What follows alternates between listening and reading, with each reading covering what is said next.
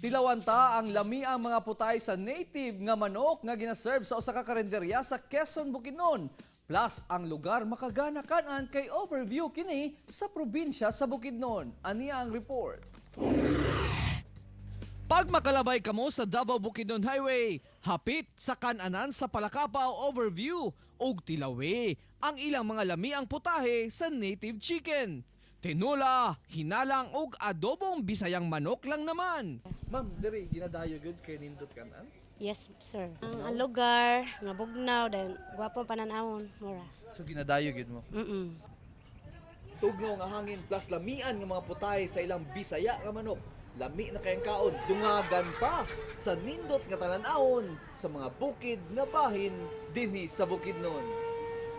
Lami nga pagkaon og nindot nga talan-awon, sure gayod nga balik-balikan sa mga biyaheros. Masarap kasi magandang pananaw.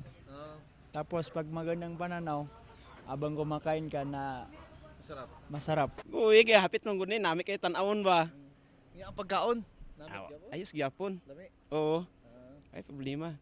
Human sa food trip, palit sa ilang mga souvenir items nga tatak Bukidnon nga binuhat sa atong mga kaigsuunang lumad. O daghan na ay mga kuan nito para sa kanang kuan binhod na po'y mga t-shirt kay kani gumagkaon pwede pod mamili sa dire. Good food in a good place. Hapit sa karinderya sa Palakapaw overview sa Quezon, Bukidnon.